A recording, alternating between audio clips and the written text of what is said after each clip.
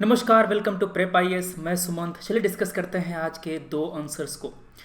हम लोग रोज़ आपको दो सवाल देते हैं और इनके ज़रिए हम आपके टॉपिक्स को कवर करते हैं।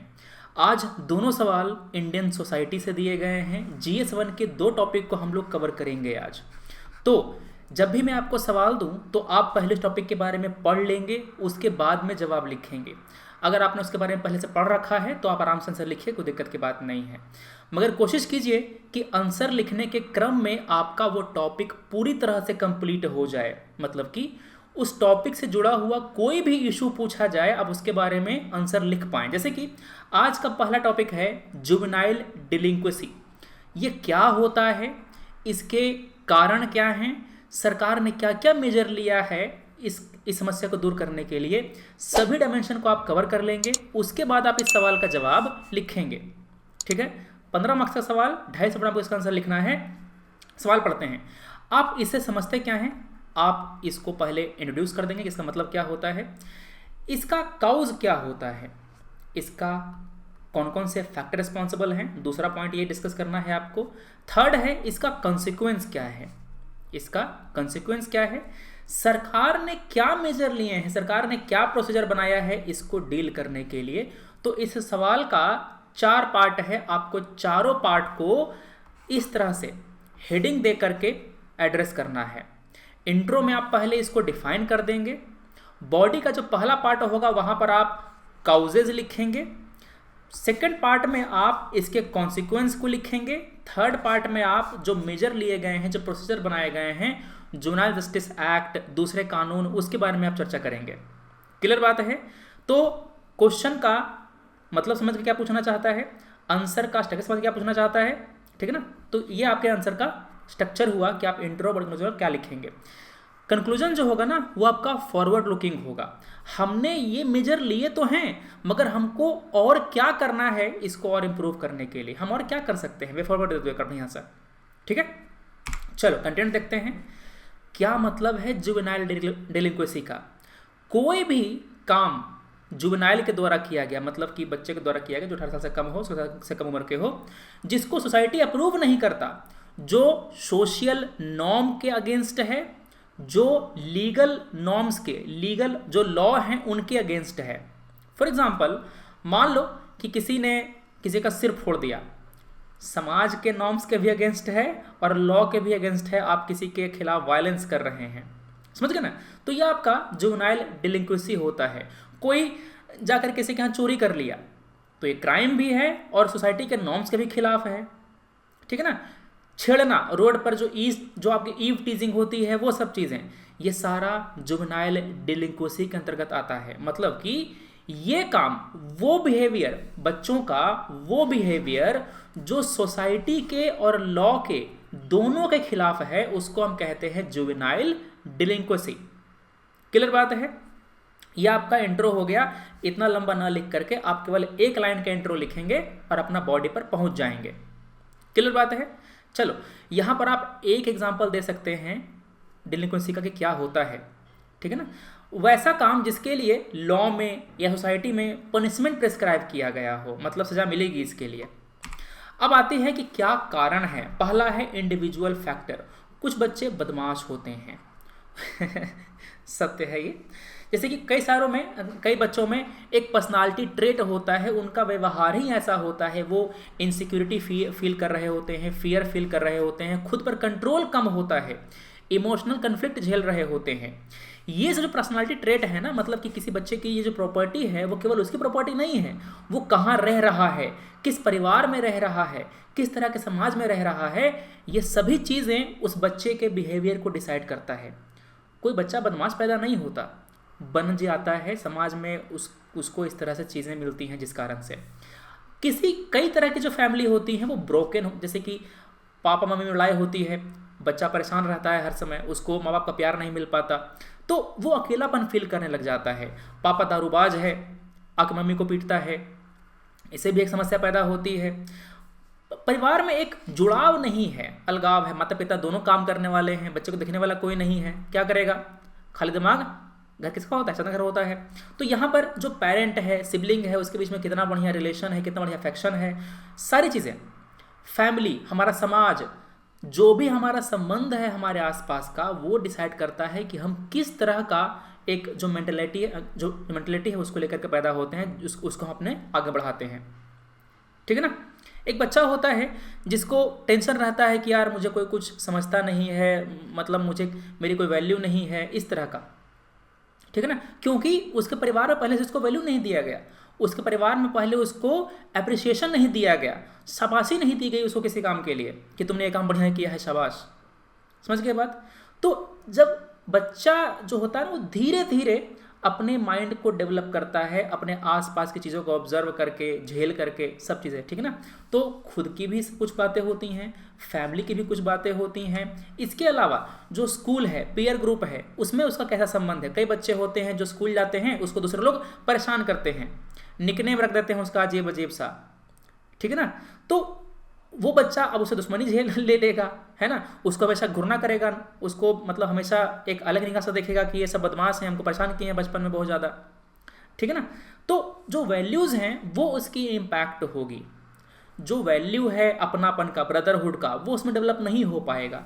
मूवीज़ भी हमारी आजकल ऐसी आ रही हैं जो बच्चों को एक अलग देश में दिखाती हैं। मतलब क्यों दिखाता है कि बच्चा जो है उसको इस तरह से काम करना चाहिए। कई सारी मूवीज़ होती है ना जिसको देख करके बच्चे इन्फ्लुएंस होते हैं, गलत कदम उठाने लग जाते हैं। ठीक है ना।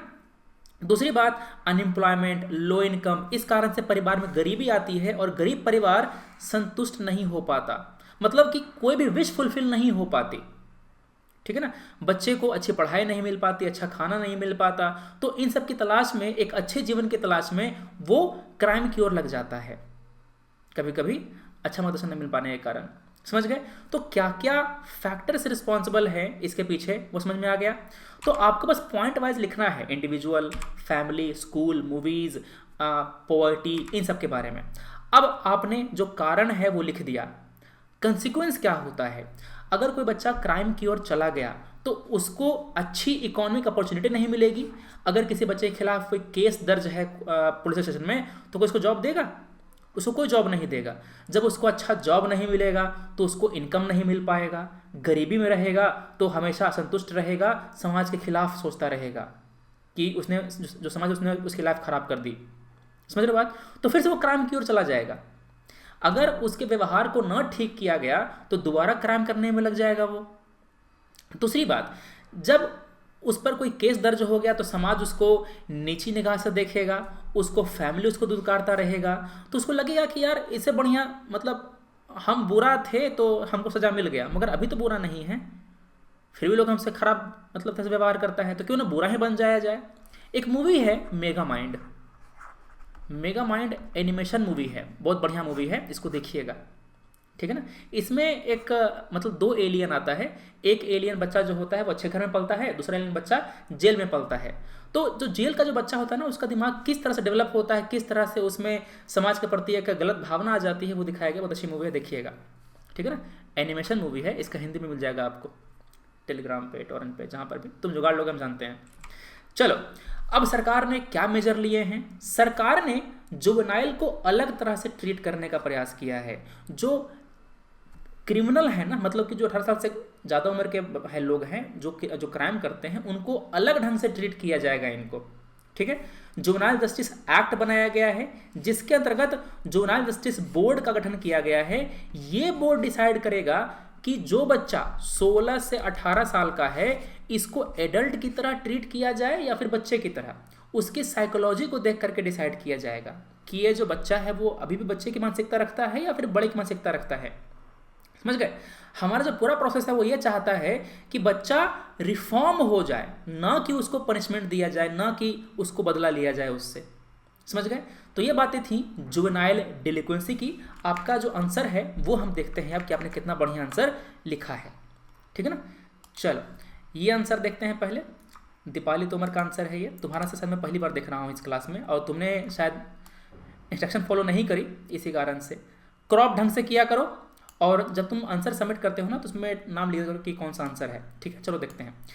Refers to participation of minors in illegal crime when a person deviate from normal course of his social life, his behavior is termed as delinquent in other word when a juvenile action proved to be dangerous towards society and for him he may be called a juvenile delinquent। बढ़िया definition है, ठीक है। थोड़ा सा इसको point format में कर दो, जैसे कि ये जो सेंटेंस है ना, ये वाला सेंटेंस, इसको तुम पॉइंट फॉर्मेट में कर देते, बस पहला सेंटेंस लिखते नॉर्मल और फिर उसके बाद पॉइंट पॉइंट पॉइंट, 3 पॉइंट इसमें आपका हो जाता। आगे क्या कारण है? इंडिविजुअल फैक्टर, प्रॉपर एजुकेशन का ना मिल पाना, minor who has lower intelligence and has not received proper education, ठीक है।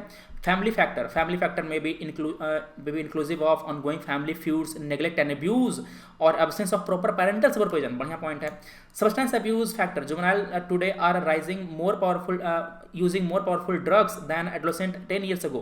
Moreover, these children started consuming drugs at a younger age, सही बात है, ठीक है ना, सिगरेट वगैरह सब यूज करने लग जाते हैं। मगर इसमें थोड़ा सा और पॉइंट लिखते तुमने केवल 3 पॉइंट लिखा, इसी 3 पॉइंट में वर्ड कम करके, फॉर एग्जाम्पल जो पहला तुम्हारा पॉइंट है ना इंडिविजुअल फैक्टर, इसी में तुम वर्ड कम करके और पॉइंट लिख सकते थे।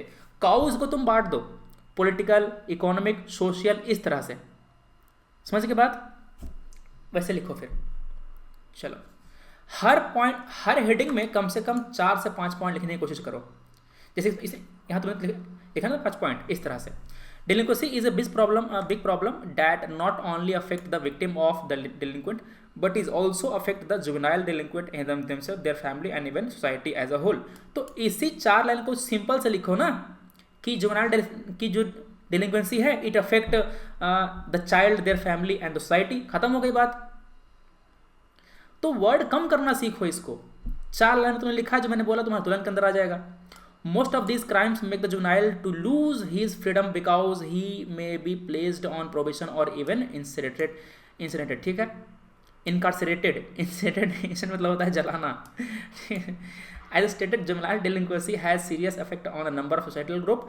It therefore affect the society negatively by affecting, यही सब तो पॉइंट तुमने लिखा है पहले, घुमा फिरा के वही सब point. Closely related to sexual behavior, drug use, gang involvement, etc. ठीक है।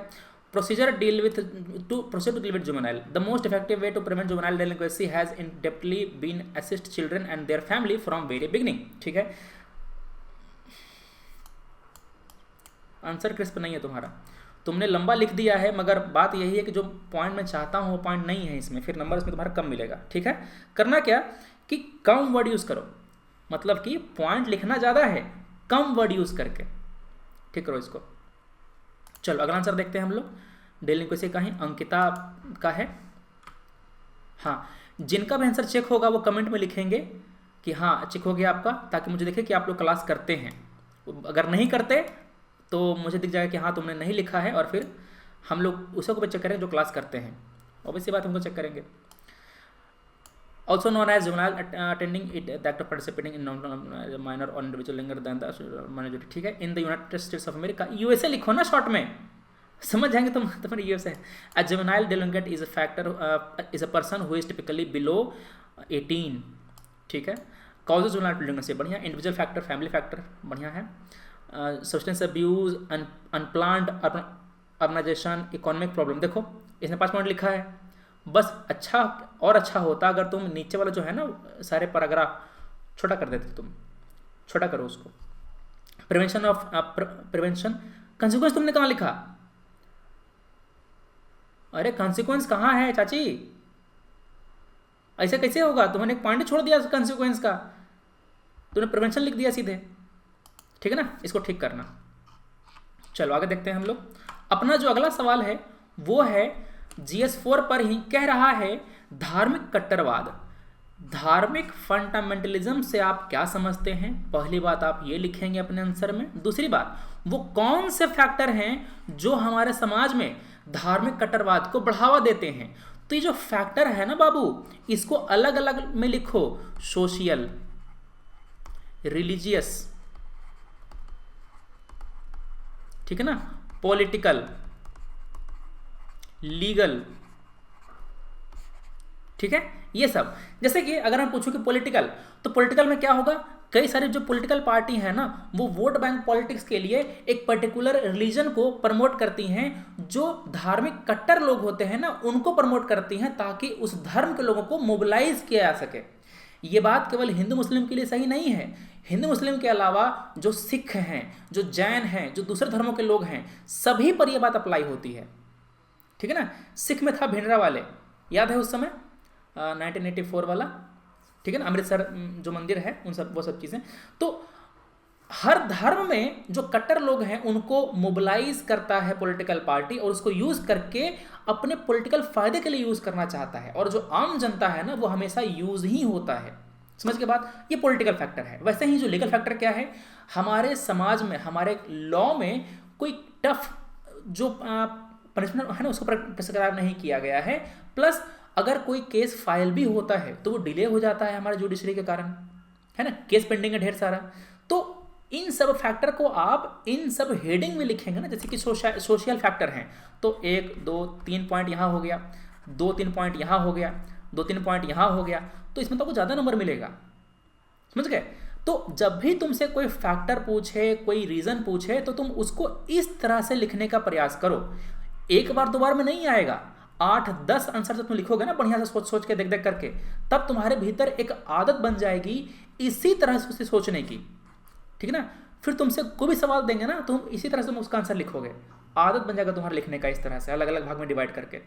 समझ गए।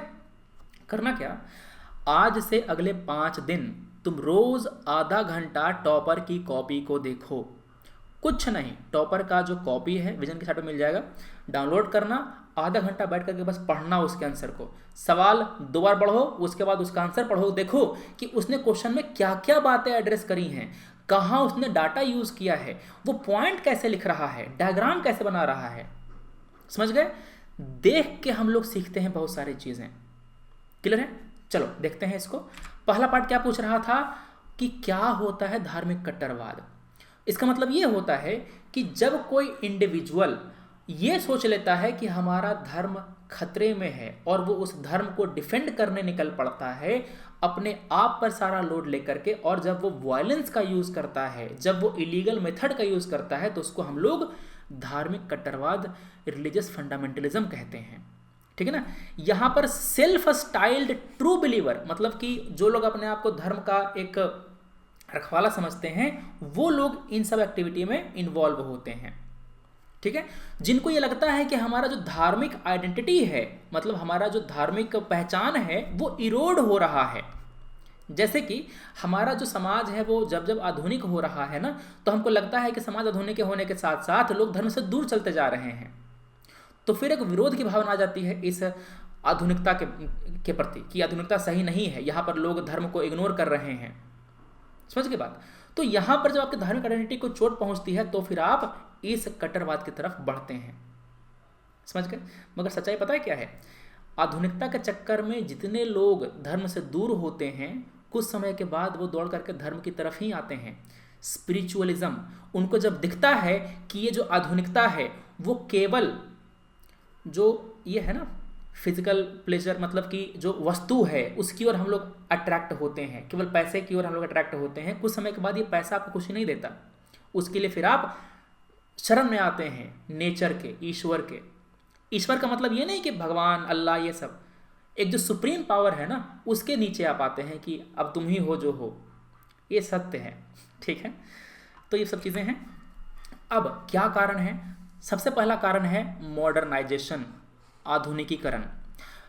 लोगों को लगता है कि इस आधुनिकीकरण के कारण हमारा जो समाज है, इकोनॉमी है, हमारा देश है, वो धर्म से अलग होता जा रहा है। इसी कारण से पाकिस्तान बोलता है कि हम इस्लाम को राजकीय धर्म बना देंगे, जबकि भारत ऐसा नहीं कहता। हम लोग क्या कहते हैं, सेकुलरिज्म, ये हम लोग फॉलो करते हैं। ठीक है। वैसे ही जब भी धर्म देखता है कि आधुनिकता के कारण हमारे धर्म पर एक चैलेंज आ रहा है, जब देखते हैं कि जो गौ की हत्या हो रही है, भगवान का एक तरह से बेइज्जती हो रहा है, मूर्ति बना दी गई, इस तरह की पिक्चर बना दिया गया इस तरह का, तो लोगों को लगता है कि हमारा जो आधुनिकता है, हमारा जो कल्चर है, आर्ट है, ये हमारे धर्म को नुकसान पहुंचा रहा है, तो ये कट्टरवाद पैदा होता है। समझ के बाद एक बात और, जब ये धर्म देखता है कि दूसरे धर्म को अपीज किया जा रहा है, फॉर एग्जाम्पल 2014 के पहले ये एक बन गया था एक मेंटलिटी कि इस्लाम को अपीज किया जाता है हमारे यहाँ, कांग्रेस से गवर्नमेंट उसको प्रोत्साहन प्रोवाइड करती है इस्लाम को। इसी कारण से एक एंटी मुस्लिम एक जो एजेंडा है वो बना दिया गया एक खास पार्टी के द्वारा, और फिर इसको चलाया गया। ठीक है ना। तो ये एक दिन से नहीं होता। जब किसी मेजोरिटी धर्म को सालों तक इग्नोर किया जाता है, जब सालों तक इसके जैसे कि एक जो फोबिया होता है ना वो हो जाता है, तो ये सब भावना पैदा होती है। और ये भावना केवल एक व्यक्ति के कारण नहीं होती, एक पार्टी के कारण नहीं होती। जब समाज के एक बड़े तबके में ये भावना आती है कि हमारा धर्म, हमारा जो कल्चर है वो इग्नोर हो रहा है, दबाया जा रहा है, तो ये कट्टरवाद पैदा होता है। इसमें किसी पार्टी का, किसी खास दल का इसमें वो नहीं है, हमारा समाज का, ये समाज की थिंकिंग होती है। समझ गए बात? तो यहाँ पर ये चीज़ें हैं। World around them has changed, हमारे आसपास का जो समाज है वो इतना बदल गया है कि वो हमारे ट्रेडिशन को खतरा पहुँचा रहा है। ठीक है ना? हमारे जो आगे की पीढ़ियाँ आएंगी वो हमारा ट्रेडिशन फॉलो नहीं कर पाएंगी। ये सभी फैक्टर काम करते हैं। तो इसको कैसे बांटेंगे आप? पॉलिटिकल, सोशल, रिलीजियस, इन सब फैक्टर में इसको बांटेंगे आप। क्लियर है? अब इसके बाद कुछ कारण और है, जैसे कि केवल दल ये सब नहीं फैला सकता। जब कुछ धर्म को लगता है कि हमारे में इंटरप्रिटेशन का शक्ति नहीं है, फॉर एग्जांपल कई सारे हमारे यहाँ धर्म हैं जो केवल एक किताब पर चलते हैं, जैसे कि ईसाई का बाइबल है, इस्लाम का कुरान है, तो यहाँ पर इंटरप्रिटेशन की क्षमता ज़्यादा नहीं, स्कोप ज़्यादा नहीं होता। यहाँ पर जो कह दिया वो कह दिया, किताब ने कह दिया वो कह दिया। हिंदुइज्म में ऐसा नहीं है, यहाँ पर इतने सारे ग्रंथ हैं कि आप इसका अलग अलग व्याख्या कर सकते हैं। इसी कारण से सेकुलरिज्म को एक सॉफ्ट रिलीजन कहा जाता है। सॉफ्ट का मतलब ये नहीं कि कमज़ोर, इसका मतलब ये है कि इंक्लूसिव, हम सबको अपने भीतर समाहित कर लेते हैं। Hinduism is not a religion, it is a way of life. समझ के बात? केवल हिंदुइज्म ही नहीं है, कई सारे धर्म हैं जो अलग धर्मों को आपस में मिलाते हैं, इंक्लूसिव बनाते हैं। समझ के बात? तो किसी खास धर्म की बड़ाई नहीं है, सभी धर्म जो सबको मिला के चलते हैं वो सभी धर्म अच्छे हैं। क्लियर बात है? तो यहाँ पर जो आइडियोलॉजिकल कोहेजन है, it makes it easier to mobilise people. एक किताब के नाम पर आप मोबिलाइज कर सकते हैं कि हमारा धर्म खतरे में है। समझ के बात? तो ये सब कारण है, ये सब फैक्टर हैं हमारे समाज में इस कट्टरवाद के पैदा होने के पीछे। ठीक है? और आप कितनी आसानी से लोगों को रिक्रूट कर पाते हैं अपने आंदोलन के लिए, अपने कट्टरवाद के लिए। समाज में कितनी गरीबी है ये भी डिसाइड करता है, कितनी बेरोजगारी भी डिसाइड करता है। जब गरीबी बेरोजगारी ज़्यादा होगी तो लोग धर्म की ओर ज़्यादा बढ़ते हैं। सुख में सुमिरन कम लोग करते हैं, ठीक है ना? दुख में सुमिरन ज़्यादा होता है, दुख में सुमिरन ज़्यादा लोग करते हैं। समझ के बात? चलो अब आपके हम आंसर की ओर चलते हैं। सोसाइटी का आंसर लिखते टाइम अपनी भावनाओं को कंट्रोल में रखना है। लॉजिक का इस्तेमाल कीजिए। यूपीएससी में आपका कॉपी कौन चेक करेगा आप नहीं जानते। चाहे वो व्यक्ति हिंदू हो सकता है, मुसलमान हो सकता है, क्रिश्चियन हो सकता है, आपको क्या पता? अगर तुमने लिख दिया हिंदू के खिलाफ और वो हिंदू निकला तो समस्या, तुमने लिख दिया मुसलमान के खिलाफ और मुसलमान निकला तो समस्या। तो इस तरह का तुम आंसर लिखो जहां पर तुम एक ब्यूरोक्रेट की तरह सोचो, सबको मिला के चलेंगे हम लोग, ये तुम्हारी थिंकिंग होनी चाहिए। ठीक है? चलो फिर देखते हैं आगे की चीज़ें। फंडामेंटलिज्म। धार्मिक fundamentalism is the movement based on belief a community और individual in absolute authority of the sacred text. ठीक है? There are mainly 5 religious fundamental seen in factor. तुमने बक्सा नहीं बनाया, मतलब तुम ध्यान से सुनते नहीं मैं जो कहता हूँ। ठीक है, चलो ये आंसर देखते हैं। ये तो मैंने देखा था, बढ़िया आंसर है ये वाला, डेलिंक्वेंसी का। कोई नहीं लिखा जी और उस पर फंडामेंटलिज्म पे एक ही आंसर, फंडामेंटलिज्म पे बस। मर्दे क्या करते हो? और लिखा भी है तैसा बाबा दास जैसा किशन फंडामेंटल। अरे अलग अलग नहीं लिखना है, अलग अलग धर्मों का क्या करते हो यार तुम? सोनू सिंह, अलग अलग धर्मों का नहीं लिखना है इस तरह से। ठीक है, इस पर तुम और आंसर लिख के सबमिट करो, फिर हम चेक करेंगे। तब तक तुम्हारा एक चेक कर देते हैं, तुम्हारा ये वाला आंसर डेलिंक्वेंसी वाला, इसको देख लेते हैं। Defined as in an individual under the age of 18 who fails to abide by the law. ठीक है, poverty, family, neighbourhood, factor related to mental health, ये सब चीज़ें, ये सब कारण है, मैंने बताया इसको। Substance abuse, bad peer group, consequence of juvenile delinquency. Children suffer from the juvenile component delinquency, mental stress and pressure which others commitment, lack of good role model, low social status, procedure लिख दिया तुमने, appointment क्या है, अच्छा act of 1850, criminal procedure code CRPC और juvenile justice act, इसको amend कर दिया गया है 15 में, मतलब नया एक्ट बनाया गया है और अभी हाल में भी अमेंड किया गया है इसको। Cure and protection of children act, ठीक है, cure and protection of children 2015, तो सेम अमेंडमेंट, सेम एक्ट, तुम्हारा अमेंडमेंट लिख दो ना इसको फिर तो, ठीक है।